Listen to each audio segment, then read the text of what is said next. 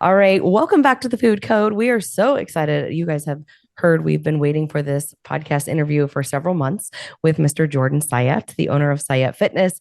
You do not follow him on Instagram, YouTube, and all the channels. Please go and do that. He will brighten your day and give you a good laugh. That's for sure. So, welcome, Jordan. We're excited. Share with our listeners just a little bit about you, who you are, and what you've been up to. Awesome. Well, thank you, Becca. Thank you, Liz. I appreciate it. Um, I'm a short, bald, nerdy Jewish guy. I like to lift weights and help people improve their relationship with food and fitness. And I mean, that's pretty much it. Like there's not too much there. I mean, I got into fitness from wrestling. So, I'm a short guy, come from a short family. And when I was like 8 years old, my mom I have an older brother. He's like 3 years older. And, we're like two short Jewish kids in a school system. And she was like, I don't want you guys to get the shit beat out of you. So I'm going to put you two in wrestling. And I remember I was lying on the couch in the living room when I was 8 years old when she said this. The only wrestling that I knew at that time was like WWE style wrestling. And so I remember I looked up at her and I was like, you want me to hit someone with a chair? And she was like, no, you idiot, like Olympic style wrestling, which I still had no idea what that was, but I was like, okay. So she put me into it and I fell in love with it. I absolutely fell in love with it. I was never good in school academically. I was definitely the black sheep in my family on that front. My whole family is doctors and lawyers and professors and all this. And I was in special education. I was not good at it, but I was good with athletics. And basically from 8 years old, I started wrestling and I just was obsessed. And so by the time I got to high school, I made varsity as a freshman. I beat a junior out for the varsity spot. And I had to cut a lot of weight. So I was cutting from 112 to 103 pounds every week at 14 years old. And I was good from a technique and endurance perspective, but not like, at 14 years old, going up against mainly 16, 17, 18-year-olds, there's a huge strength differential there.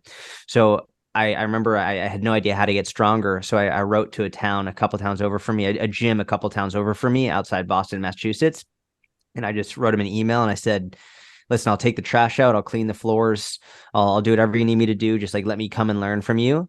And I was very fortunate and blessed because number one, they accepted me and they took me under their wing. And I worked there from when I was 14 all the way through 18.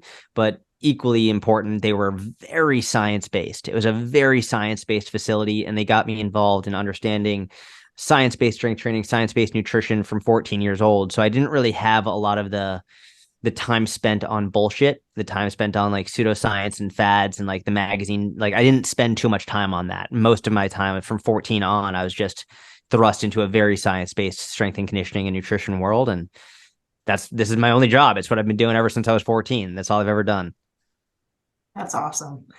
So I also have to ask, it says that you are a 27th degree black belt and chugging coffee on your Instagram. Yes. Yes. Are you a Yes. coffee fanatic? I do. It's funny.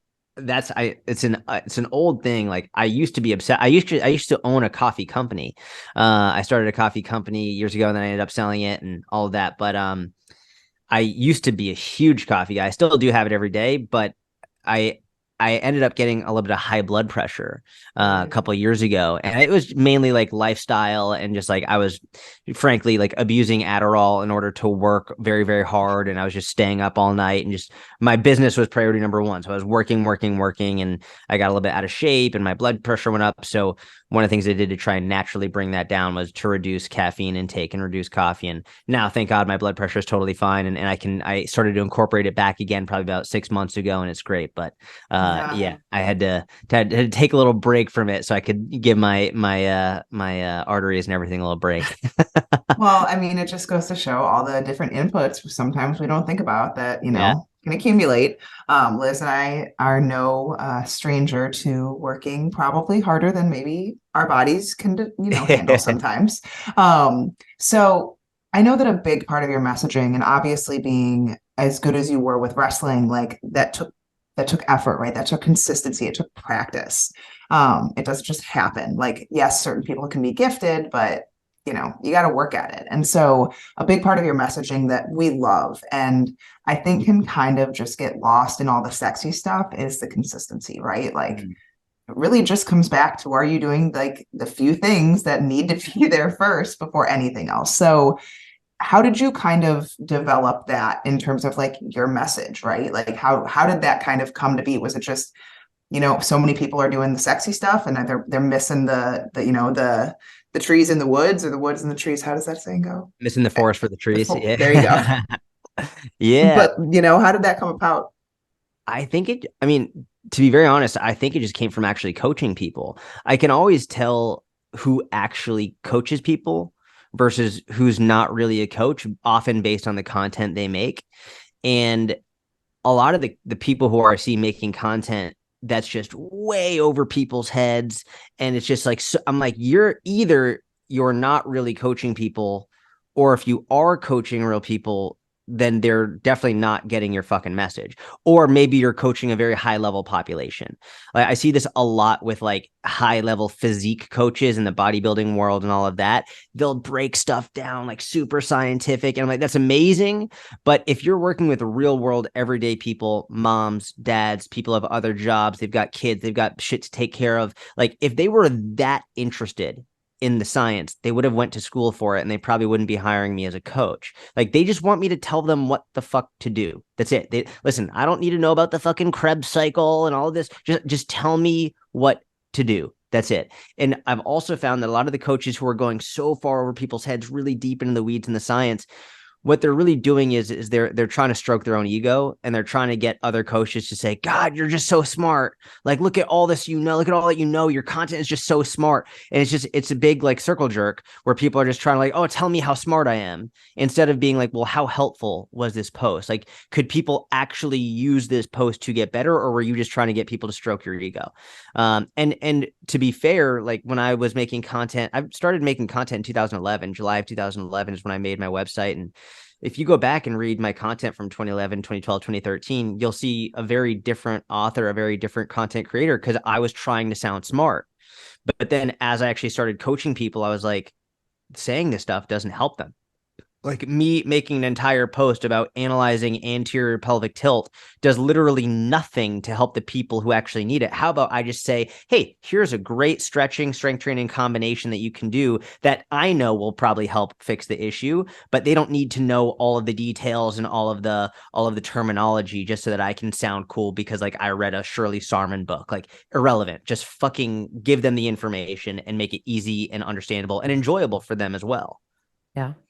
And we've followed you for several years. I think, we look at the space of fitness and nutrition, and we often hear from so many people that we work with, in our niche, I would say, that have worked with various different coaches or been to different doctors, and they have no idea what they did, if they did a protocol before, to help their digestion or, cholesterol and things like that, why they even did it or what they did.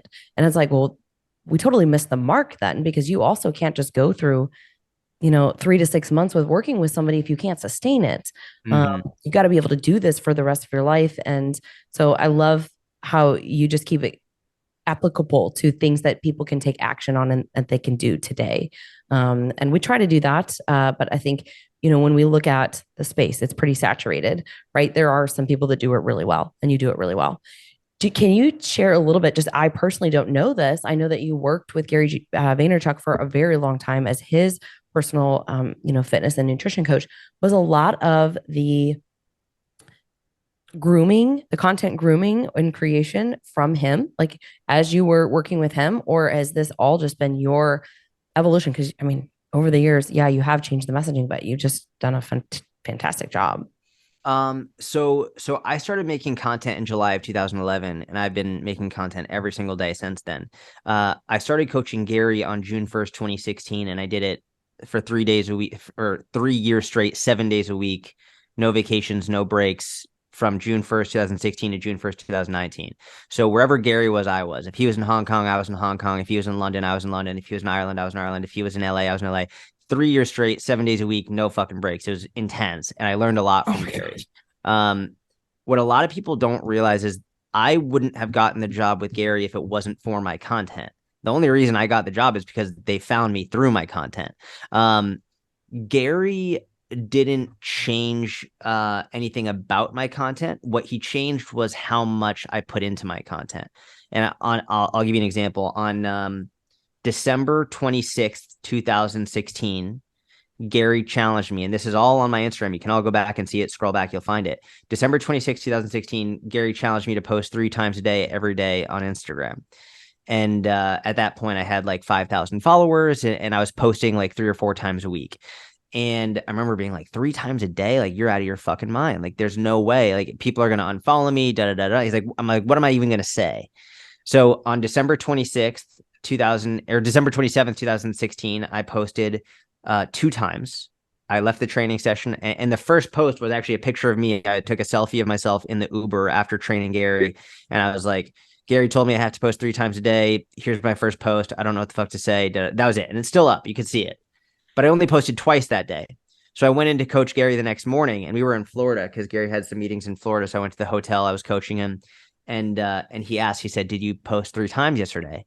And I lied. And I said, yes, because I didn't think that he would have checked. And he looked at me and he was like, I know you're lying. Like, you only posted twice. And I was like, fuck. So then starting on December 28th, 2016, for the next year, with the exception of 2 Sundays in which I only posted twice, I posted 3 times a day, every single day. And my audience went from about 5,000 to 200,000.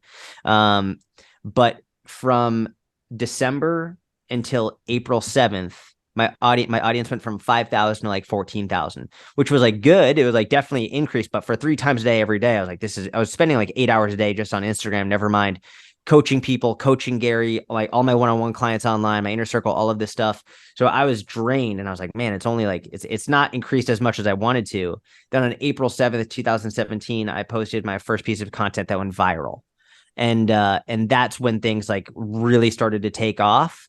But it wasn't like Gary had any tricks or hacks or here's how you game the system. It was more just like, work harder, post more content, and make your content better. And that's really what it was. And, if you're posting 3 or 4 times a week, that's great. But if I post 3 times a day, that's 21 shots on net throughout the week versus 4 shots on net throughout the week. So you just have more opportunities to get in people's face. Yeah. Mm-hmm. Cool. Gosh, I feel like that. I mean, and that is, how that can parallel into everything, like being consistent with what you're trying to do. You're going to find things that don't work, but you're also going to find things that do work. You're going to find combinations of food you like. You're going to find workout combinations you like. You're going to figure out that maybe my body can't handle 6 days a week of working out. Maybe I'm better with 4. Like, it is just about doing and not doing, like, and analyzing, which I think so many people get. I know you've made some posts about that all or nothing mindset, and it's just paralyzing people because they're, and people using that as an identity too. Like, oh, I'm a perfectionist, so like, if it's not perfect, I won't do it. Okay, if you want to live the rest of your life that way, like, sure, you're going to be stuck forever. Like, so how do you help people with that? Like, how do you work with clients when they struggle with kind of that all or nothing? So number one, like, being a perfectionist is an excuse. Like, that's not real. It's made up, because if you're actually a perfectionist, then you can't do anything, right? It's like, they're guarantee you there's shit in your life that you're not doing perfectly, and you know it. It's like you're just picking and choosing which ones you're saying you're a perfectionist at, and that's absolute fucking nonsense. Being a perfectionist is made up in your head, and it's an easy way to justify not doing anything at all. So once I think anyone who says that initially, I immediately strip that excuse away. I'm like, no, you're not. And I always like, is there something in your life that you don't do perfectly? And yes, of course, cool. What is it? Awesome. So why is it okay to do that? Not perfectly, but for this, like, it has to be perfect. One of my favorite sayings is, anything worth doing is worth half-assing. And I love this because so many people say, if it's worth doing, it's worth going all in on. It's like, well, but you can't go all in on everything. You can't. Like, out of work, sleep, friendships, family, and your health, out of these 5 things in my life, I've really found you can really only ever focus on 3 at a time, and realistically 2 very, very, very focused. You can't do all of them at once. It's just, you can't. So this idea of balance is a myth. I don't think balance is realistic. Like, balance is different for everybody. What's balanced for me will be very unbalanced to someone else. So this whole like a never-ending search for balance, I think, is bullshit as well. It's more, I think, searching for what brings you fulfillment. And if you find something that fulfills you, then you're going to be very unbalanced in doing that thing. That's like the thing that you love the most, and you'll be unbalanced with it. And other aspects of your life will not be as great, but you're following what fulfills you. So that's, I think, a really good North Star to follow. but anything worth doing is worth half-assing. And I think it's really important to remember this, because a lot of people, especially when it comes to fitness, they'll look at physique competitors or high-level powerlifters, whatever, and they'll be like, God, like I'm just never gonna get there. So they don't do it at all. It's like, man, what a shitty mindset. Not to mention, most people's goal is not to be, on stage as a physique competitor. They just want to be healthier and live longer and have a better quality of life. Cool. So with that in mind, let's look at the populations of people who live the longest. It is not bodybuilders. I promise you that. Bodybuilders have a very short lifespan relative to other populations. And I hope that changes. I think there's a lot of issues going on there, whether it's anabolic steroid use, whether it's a lack of so many issues with what they're doing.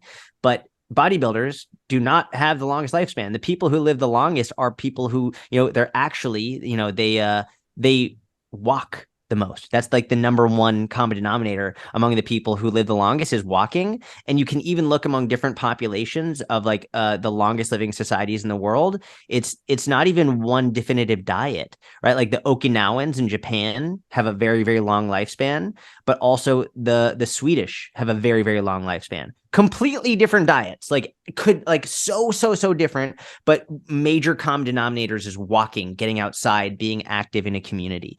So if your main goal is to really just live longer and healthier and have a higher quality of life, what it really boils down to is not being an elite athlete, but just being like fucking active, just doing something, just fucking moving in some capacity on a regular basis. Like that's it. It's not about being the best. You don't have to be the best. You've just got to put in some effort. Even if it's half-assed, it's going to be better than nothing at all. Yeah. It's that accumulation effect. We talk about it a lot. I mean, I get a little spicy sometimes because I just think that there's so many people who make excuses, and walking is the easiest thing that you can do, just like drinking your water. Anywhere you're at right now, you can grab a cup of water and you can drink it. You can get up off your seat. You can walk around your office. And even if it's 15 steps that you accumulate and you do that 10 times a day, okay, well, that's 150 steps more than you did yesterday. And then you get better and better and you improve from there. And I think a lot of people look at this as like, the, outside of like the perfectionist piece is they think that it's black and white, that like I just want to know what to eat, I know what training program to follow and what to do. And I think step one is just start moving your body, as you're saying, with walking, and then eventually gain the confidence to walk into a gym. And from the nutrition standpoint, add a vegetable instead of the French fries, right? Yeah. You did the Big Mac challenge, which was fun to watch too. But and I love that because you're showing people that there can be success and you can, achieve goals while still enjoying life, which is important because I think, again, a lot of people have a misconception that they have to be so perfect and so rigid. And if their macros aren't accurate, every single day down to the gram, they can't lose weight. And just for everybody listening, understand that there's a ton of gray area in health and it really depends. So do what you can do. Yeah. So tell us a little bit, like if somebody's, coming into the inner circle or they're coming into one of your programs, like what are those foundational things that you are like, we're going to nail this before we ever even take you to the weeds, I guess, that next level, or, those things that are a little bit higher up on the totem pole? Yeah. I mean, the first one is always just walking. Like walking is always like it used to be for me, and it is different for everyone, but I found nutrition changes are a little bit harder to make than physical activity changes. And my background is a lot in behavioral psychology. So I've always been very interested by this. So nutrition, it's a real fucking pain in the ass sometimes because so many people, especially nowadays, can have a really disordered relationship with food.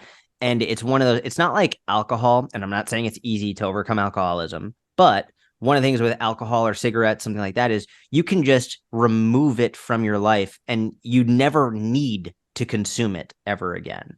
Whereas food, you've always got to eat multiple times a day. So if you have a troubling relationship with food, you've got to face your fucking issue every single day, multiple times a day. The other thing is, if we're looking at like a habit loop and what creates a consistent habit, with one of the things that creates a consistent habit is the feeling of like a result. Like you feel the results. It's not just that you've done it, but also like you feel the benefit of it. If you're looking at an apple or a donut, you choose the apple, you eat the apple, very rare, like you don't feel different. Oftentimes you still want the donut and you're like, oh, I just feel deprived now. But if you go on like a 15-step walk or like a 5-minute walk, whatever it is, there are real physiological changes happening in your body that make you feel better. Endorphin increase, oftentimes like the increase in body temperature will lead you to walk a little bit more. There's so many things that happen as a result of that short walk. And what I found is as people get more steps in and just like get a little bit more active, their nutrition choices improve because now it's quote unquote worth it. Whereas like if it's only nutrition, they don't feel very different and they might feel deprived, which will then lead to binging later. So step number one is always movement, like number one, because often from movement, we see physiological improvements in addition to behavioral improvements with nutrition. So from like walking is number one. And then from there, like depending on the person, it's a lot of undoing the nonsense they've had their brain filled with. Like making sure people know there's no such thing as a good or a bad food, removing all of that, like the morality to food, helping them understand, hey, you can have carbs, like it's okay, it's all right. I do like the idea of adding things in to people's nutrition as opposed to removing it. So instead of saying, well, you can't have this, you can't have this, like, so one method that I'll use, especially for people early on, is my 1-2-3 method, which is super simple. It's basically you have one big ass salad every day, two pieces of fruit, and 3 bottles of water, right? Like, and people will always try and overcomplicate it. Like, well, all right, well, what dressing should I use for the salad? I don't give a fuck. Just get a big bowl, put vegetables in it. Like, well, is it okay if I cook them? I don't give a fuck. Just eat a bowl of vegetables every day. That's it. That's your big ass salad. Number 2 is 2 pieces of fruit. What a mango? Does a mango okay? Like, what about a banana? I don't give a fuck. 2 pieces of fruit. I don't care. Just eat 2 pieces of fruit and then 3 bottles of water. Like, how big should the water bottle be? I don't give a shit. Just fucking have 3 bottles of water as well. This isn't all you can have throughout the day, but you must include at least these things every day: a salad, 2 pieces of fruit, 3 bottles of water every single day. And from there, we can start to improve as well. But just by adding those things in, you will immediately improve your health and your habits just from that. Yeah, absolutely. And I think, again, everyone tries to overcomplicate, and it does not need to be complicated. It is, don't eat food that makes you feel sick. That's one thing that we always tell our clients, like, and it can be hard, right? Because people are addicted to it, or they're used to eating it, or, well, just this one time, like, I can just have it this one time. We're like, don't eat food that makes you sick, that literally hurts your stomach to eat. Yep. And try and, I'm sure like the 800-gram challenge, things like that. Like, just eat more good things and you naturally won't want the other stuff as much because you'll be full and you'll be satisfied and you'll feel good about it. It'll give you better energy. And I just think that the fact that you are simplifying it how it should be simplified, and that's something that Liz and I constantly come back to, because we work in like a lot of higher level protocols with people that are on like gut healing protocols or, detoxification protocols, stuff like that. And at the end of the day, we tell all the time, it does not matter what supplements I give you if you do not eat differently than you're currently eating, or if you do not, drink enough water or move your body. Like, if you don't change the environment that you're currently in, nothing is going to help you, because everything will revert back to the environment that you're in and that you create. And so it's, I think people want a different answer and they keep looking for a different answer, when in reality, anyone that works in nutrition will tell you the same answer. It is the foundations, So is there anything that you have, are there any opinions you have about New Year's resolutions, since we're nearing the new year? Yeah. It's very common in the fitness industry to hate on New Year's resolutions. Like, I love them. I love New Year's resolutions. I think they're great. I have trouble understanding where a coach is coming from when they're going out of their way to shit on people who are making goals of any form. I'm like, you're going out of your way to shit on people who are making goals. It doesn't make sense to me as like someone who's like saying I'm a supportive coach. It's like, don't, New Year's resolutions are bullshit. It's like, actually, if we look at the percentage of people who achieve New Year's resolutions, like, let's just say it's 5% of New Year's resolutions actually achieve their goals. That's a tremendous number of people. Like, what's 5% of a million? That's a fuck ton of people who are now achieving their goals. But if you said, nah, don't do it, it's bullshit. What if they don't because of that? I'm like, I struggle in any capacity to try to dissuade people from doing something that they're passionate about ever. So like, if I don't care if it's New Year's, I don't care if it's December 14th, I don't care. But also, if we look around the science of have you ever read, there's a great book by Chip and Dan Heath, The Power of Moments. Have you ever read this book? Amazing book. Strongly recommend it. For example, we can look at I don't care if it's Peloton or any like workout class or whatever, but if you get a notification on let's say you're doing Peloton, just for an example, you're doing Peloton workouts and you hit your 100th workout and like, oh, congrats, you're at your 100th workout. Why do we care about 100? Why not 97? Like, why is it 100? Right? It's like, why does that matter? There are many instances in which, or it's like, why, like, hey, you're going to get 200,000 miles on this flight. Like, why 200,000? Why not 184? Like, why are we going to these round numbers? If we look at the science around moments and specific days, why is our birthday such a big deal? Why the fuck do you celebrate your birthday? Why do you celebrate your birthday on your birthday and not several days before? Like, why? These moments, these days, these round numbers have a lot of meaning to us, and they often my birthday is May 8th. Nothing changes on May 8th. Nothing. But it's like, oh, another trip around the sun, da da da. It's like a new like chapter turning, and it's a big moment in your head that allows you to see things differently, even though literally nothing has changed from the day before. There's a lot of power to understanding that these moments in time actually have a great deal of opportunity for us. So if someone says, hey, I'm going to set New Year's resolutions, like, I love that. And I do the same thing. Like, I set New Year's, so I do them twice a year, on like in the first week of January and in the first week after my birthday. I'll set new goals. So it's like every 5 to 7 months, I'll essentially set new goals. And it's like nice because 2 times a year I get to look around and I see like, what have I accomplished? What have I not? What is still worth it to me? But for example, I remember in January 2020, I set the goal of flossing my teeth every day because I'm flossing my gums because I didn't do that. And now I haven't missed a day since January 2020. It's like this. It's a big fucking thing. Now I go to the dentist and like my gums don't just bleed as soon as they start fucking flossing, which is great. I'm super excited about it. And they can actually see the difference. But like, I've failed many New Year's resolutions, but there are a handful that I've stuck with that I'm super excited about. So, I mean, I've had many clients who like, hey, they come to me at the beginning of January and then 3 years later, they haven't missed a workout, or they're like, they have a completely different relationship with food. And yes, there are also many who have not stuck with it, but what a defeatist mentality to just write off the entirety of New Year's resolutions just because some people won't achieve them, but other people will. So like, how about we just understand both of them are great? Yeah. I totally agree.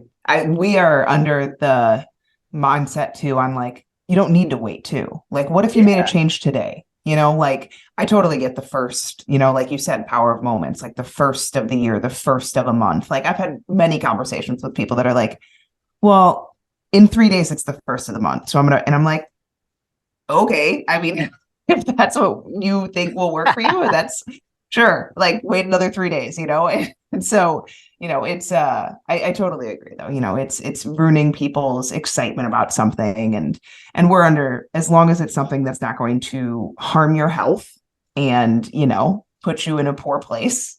Or make you feel like a failure.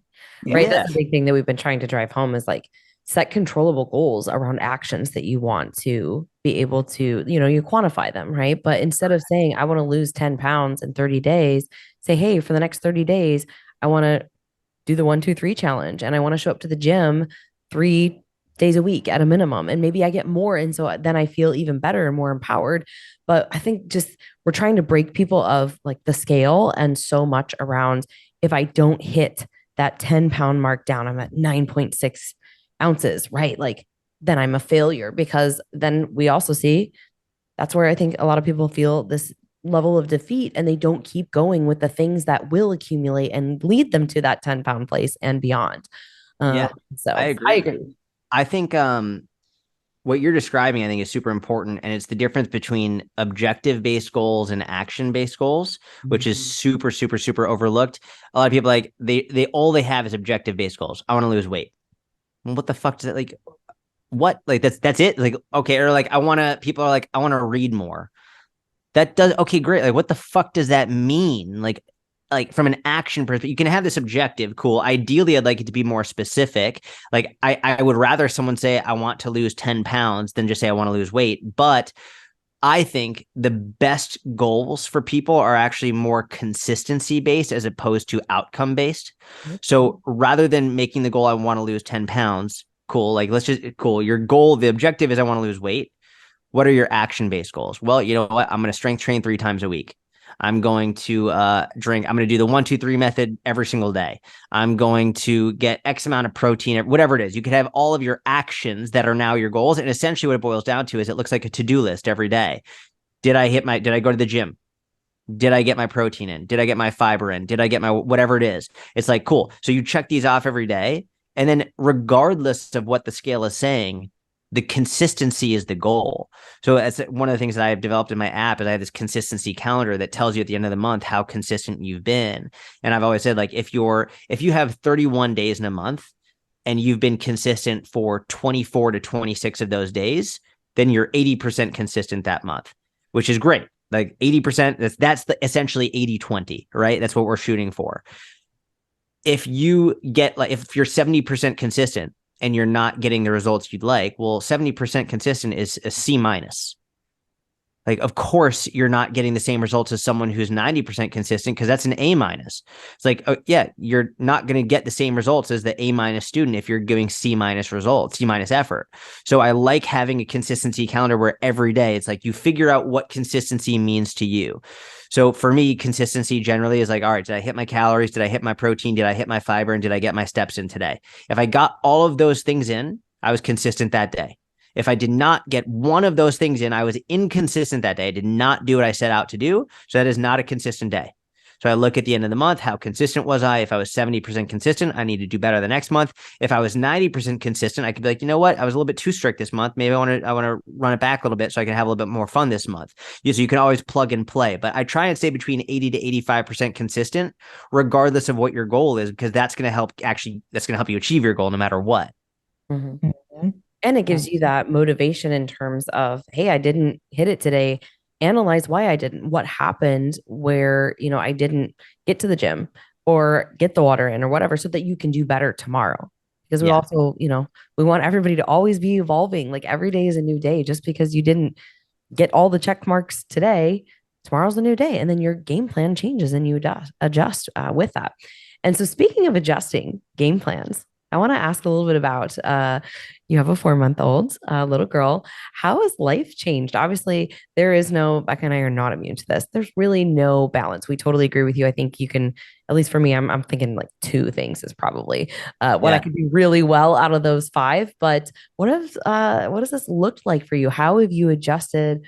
Obviously you run a business. Now you're a dad, you guys have moved, all those things. Would love to just catch up a little bit on that aspect of your life and maybe share some tips of how you've juggled it all through those seasons of change.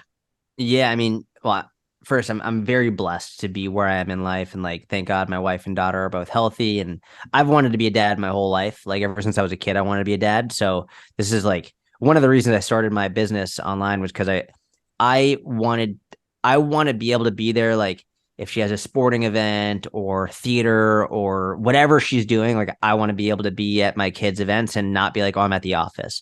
Like I always wanted to have that happen. So fortunately, I'm at a point where I can take a little bit of a step back from work now. Like I don't work nearly as hard as I used to. I still work hard. And I think, a lot of people, if they followed me around throughout the day, they'd be like, oh, you actually, you work pretty hard, but nowhere near what I used to at all. Not posting 3 times a day anymore. Now I just post a couple times a week usually, and that's pretty much it. Which goes to show sometimes you can go really, really, really hard for a short period of time and then pull away, and then still like the momentum is still rolling. You don't have to keep staying on it all the time. So it's honestly, people are going to be pissed. It's relatively easy so far. It's been pretty easy. I mean, she's only 4 months, right? Yeah. Like it's only one kid. We don't have another one running around yet. Hopefully, God willing, we will soon. But it's one sweet baby girl who, like, by 5 weeks, she was sleeping 8 hours throughout the night. The first 4 weeks were a bitch. Like they were really hard. My wife is the most sweet, down to earth, relaxed human in the world. Like she's just so chill. I remember before we had our daughter, I could count on one hand how many times I had ever seen my wife cry. In that first month, she cried more than I've like ever seen ever. And it was as me, like I want to fix things. So I see her crying, like, what's going on? Like, what's wrong? Not to mention it was so like she rarely ever cried. So I was really trying to figure it out. But the doctor explained it well, like in a way that I could understand. The doctor said, listen, right before you give birth, serotonin's at like an all-time high, and then after birth it falls off a fucking cliff, and like you can't really predict what's going to happen. Hormones are all over the place, and I've heard people say that, but I didn't understand, like, what does that mean? Hormones are all over, like, I don't know what that feels like. I have no idea. So when she explained that to me, it helped me get a little bit of a better understanding and understand that maybe she's crying, like she's like, I don't know why I'm crying, I have no idea, I'm just crying. And like I can't comprehend that. Like, it's so crazy to me. It would be like, oh, like I'm like, hey, look, the sky is blue, and you're like, no, it's not. The sky is green. I'd be like, what? No, it's blue. Look, it's like, no, it's sky's green. I'm like, I can't comprehend like just crying for no reason. So I do my best to try and be supportive. But I mean, thank God she's healthy. She's great. Like, my wife and I have a very good routine down. Like, she's been back to strength training for 2 months. She literally walked in the door yesterday with a huge smile on her face. And she was just like, God, like, I'm getting so strong again. Like, she was so happy about it. So, I mean, I don't know if this answers any of your questions, but like my daughter has been very easy so far. The most difficult thing outside of the first month or 5 weeks was just, I'd say in the last 3 weeks, she started to find her voice. So like she started to shriek like a pterodactyl. Like, she's very happy and she'll just like, ah, like scream. And I'm like, is everything okay? And she's just screaming, but with a huge smile on her face. So like that can be difficult if I'm trying to have a phone call or something, or if I just don't want a headache. But otherwise, like everything is very easy. That's That awesome. just makes. I was on the way home yesterday from Liz's, and I had both my children. And my son is like totally my sensitive child, and my daughter is like an absolute savage. She does not care and is not nice right now. And I don't know where she gets it from. She's 16 months old. Like, none of us are like that. But she was screaming in the back seat, and my son was then screaming, crying, being like, "Taylor, you're upsetting me. Stop it!" And she just keeps, and she's not yelling out of sadness. She's like, "Ah, ah!" And my poor son is like, "Stop it, Taylor, stop it." And I'm like, oh my God, I need both of you to stop it, or I'm going to leave you on the side of this road right now. That's so funny. It was great. And I said that, and my son was like, "You can't leave me on the side of the road." And then he started crying again. He's like, "I'll call the police." And then like the rest of the ride home, he was like, "Mom, you can't leave me on this." I was like, "Carson, I was joking. I'll never leave you on the side of the road." So 2 is definitely more interesting. I'll say that. Keeps you on your toes. But yeah, I mean, I had easy babies in the beginning too. And it's just like the first few months, they just kind of lay there. Yeah. And, they sleep a lot. I don't know. Yeah. I mean, I realize like if I kiss her on her neck, she just loses her breath laughing. So I just do that as often. Like that's all I do. It's like I just try and find ways to make her laugh. But I'm very aware that soon things will be more difficult. And I always imagine a situation where whatever I'm doing, I then have like a 2-year-old screaming at me. I imagine that, and I'm like, oh, this is going to be way harder. So like, I know, God willing, we have more kids like that it will be much more difficult. In all the best ways, right? Yeah. But I was asking that question because, I think for some people who, are entrepreneurs and you own your own business and obviously have set it up beautifully and you knew and prepared, it's awesome that you can be home and be with her and support your wife. And, I think sometimes it's just a total shock for both. I mean, male and female. Obviously, the female is going through a little bit different things. Way more. Way more. But it's way harder for like, wow, way harder. But, again, it's a change in season, and now it's not you and just your schedule and work and the gym and doing whatever, you want throughout the day. So I was just curious if there was any big lessons in the last 4 months that have really been like, wow, like, okay, in order for me to stay as consistent with the things that I need or keep things running smoothly, this has become even more challenging. Maybe you're not there yet. I was just curious. No. I mean, so my workout time has changed. My workout time, I now work out usually between like 9 and 11 p.m. Just because I wait until after my daughter goes to bed. I don't want to be away when she's saying goodnight. Like I want to say goodnight, and also like want to be there if my wife needs me, whether she's bathing her or whatever. So my wife actually, we had a big conversation because she needs time for herself, which is like, that's smart. You need that time for yourself. And like, I also need time for myself to get our workouts in. So we had a sit down conversation where we literally planned out, hey, like this is our schedule. Like this is what we're going to do. This is your time to work out. This is my time to work out. Saturday is family day. So like we basically planned everything out. Like Saturday is family day, which is Shabbat in Judaism. So like just hang out, go on walks, whatever it is, like relaxing. Usually my wife will work out somewhere between like noon and 2. So that's her workout time. And my workout time is between 9 and 11 p.m., which is fine because I'm a night owl anyway. And the other thing is like I have my own coach. Like I hired a coach because if I'm spending money on my programming, then I'm far more likely to actually do the workout. Where if it's just me, it's so much easier to be like, like I'll do it another time. But if I know that my coach is expecting me to check in and say, here's what I did for my workout, or like, I have my, my Garmin connected to like something that he can see all my, like my steps, my cardio, like all like my heart rate work, all that, like he's aware, he knows what I'm doing. And if I'm not doing it, he'll check up on me. So having that accountability has also been very helpful. To be fair, I think this is something that not a lot of coaches talk about. I think it's probably easier for me to motivate myself to work out than someone who's not involved in the fitness industry, because take away, never mind the fact that I actually enjoy working out. A lot of people hate it, which is fine. No matter what, they'll always hate it. But also it's my job. Like I literally get paid for this. And it's like, if we look at The Biggest Loser, they're put in a house, everything is controlled, they're on international TV. Like, of course, they're going to have more motivation to do this shit because they're under a spotlight. But then if you watch what happens once they go home, there isn't a TV anymore, the vast majority of them gain the weight back and more. So I think that because I have a relatively large audience, this is my job, like I have much more intrinsic motivation to work out just because I have to, or else people are going to be like, yo, you gained like 50 pounds. Like what like, this is not a good look for it isn't. Like I would understand it, but it wouldn't be a good look for business. So I have more motivation just because of that. So I can understand why people who are not involved in fitness might have more trouble with it. But I think one of the biggest ones is sitting down, planning a schedule with my wife, and also hiring a coach. So I have the accountability to be like, hey, I'm paying you hundreds of dollars a month. So I'm going to get this workout in no matter what. Yep. And we always say to our audience, communication is key.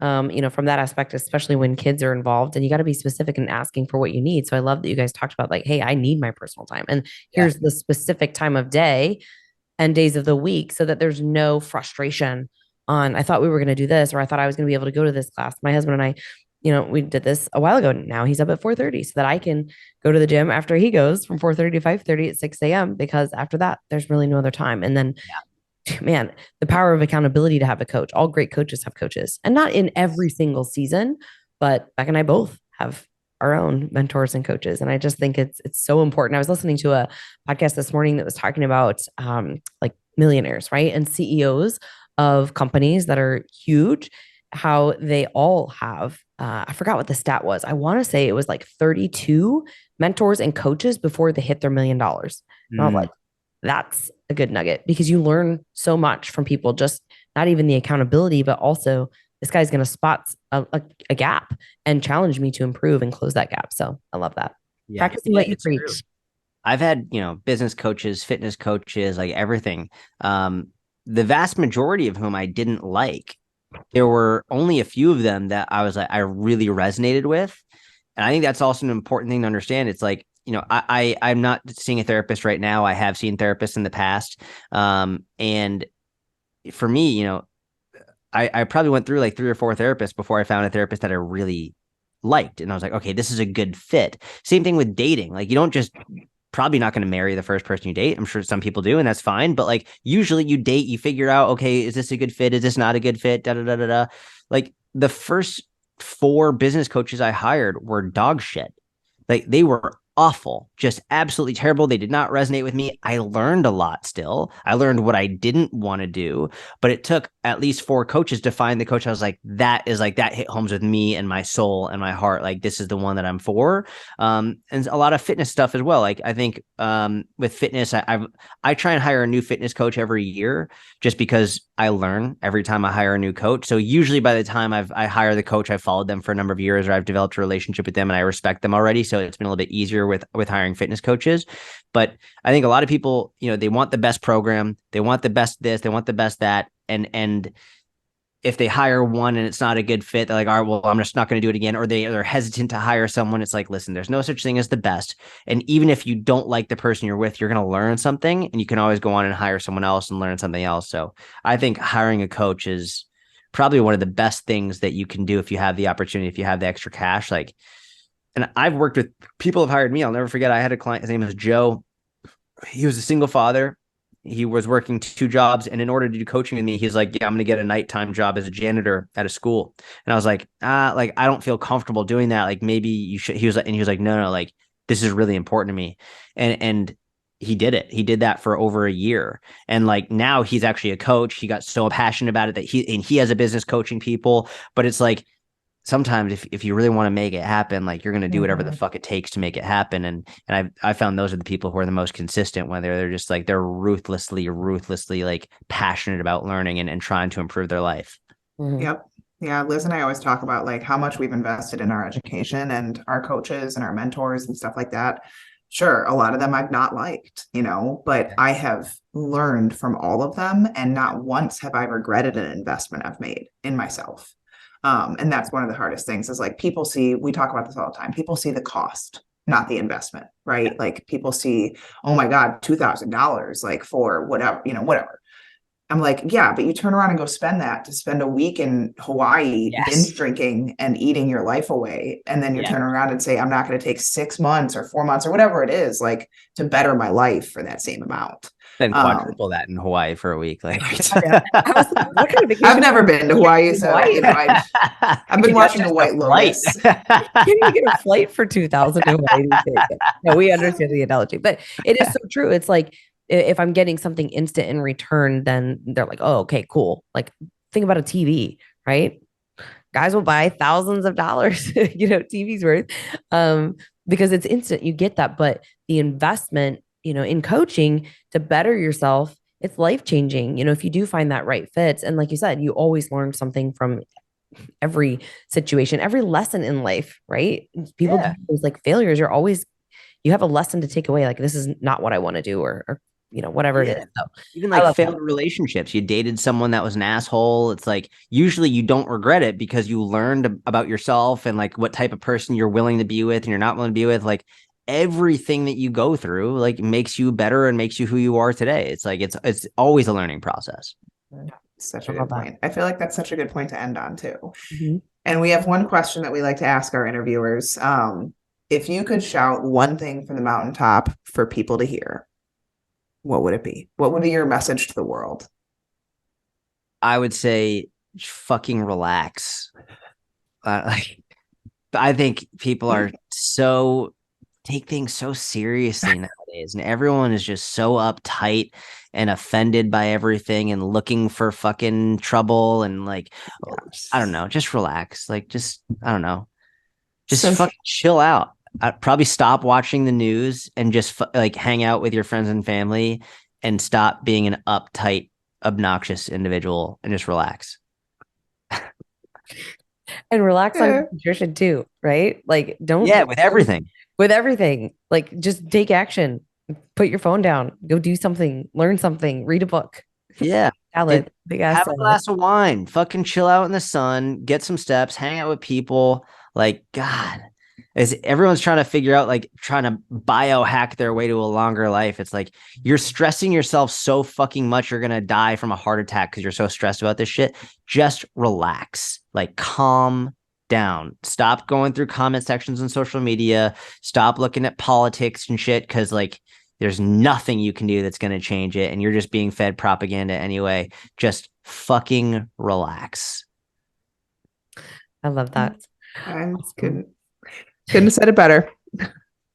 That's what we're going to do for 2023, right? There's already Relax, people. relax. That's the word. No, I'm just kidding. Uh, awesome. Well, thank you so much. I will put all of the links in the show notes to connect with Jordan. You can follow him on Instagram. Obviously, he's got his website. We'll throw that in the show notes as well as YouTube. So thank you so much for your time today. This was awesome. And it was great to meet you. Yeah, thank you both. You're great hosts. I really appreciate it. And I hope you have an Yes. amazing holiday season. Thank you. You too.